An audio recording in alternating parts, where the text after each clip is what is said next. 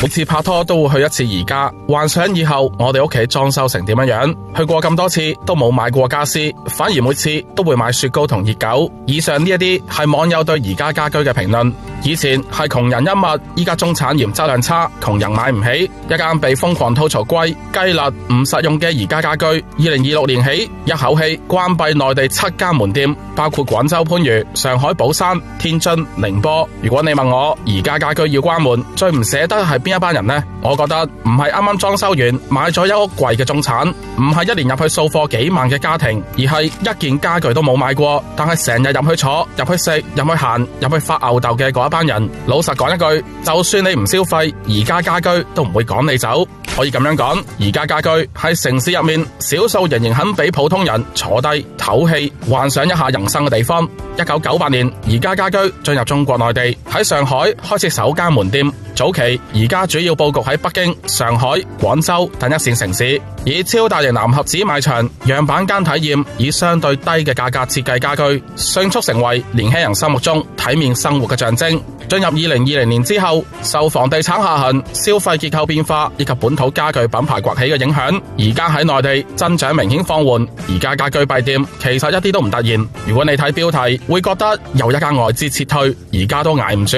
但如果你睇清楚數據，就會發現宜家唔係突然之間唔得㗎。過去幾年，宜家中國區營收連續下滑，由高峰期接近160億跌到依家只有110億左右，每年蒸發將近10億。宜家家私賣唔出，其實唔係佢一個人嘅問題，好多人將宜家今日嘅困境歸咎為佢貴咗，佢設計老土，佢輸俾國產。雖然呢啲都係事實，但唔係核心。真正嘅問題係中國年輕人根本已經冇咗要買家私嘅人生階段。你睇下現實，買樓難，結婚延後，長期定居喺邊度又未知，3年內會唔會搬屋極有可能。喺咁嘅前提之下，你叫一個年輕人點樣買衣櫃，點樣買床，點樣買一套住10年嘅家具？所以你會見到宜家家居大件嘅嘢賣唔喐，小件收納賣爆，杯、盒、燈、毛巾變成真正嘅剛需。更諷刺嘅係，人流其實冇少到㗎。每到週末，你去宜家睇下，餐廳仲係排隊，雪糕、熱狗、肉丸一樣賣到飛起。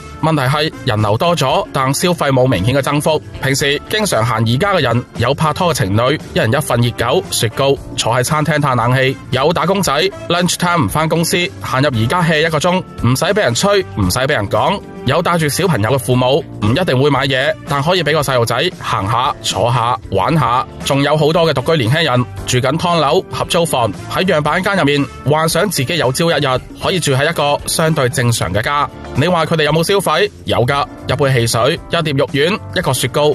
但你問宜家嘅賬面好唔好睇？梗係唔好睇啦。不過你問呢一班人宜家值唔值得留？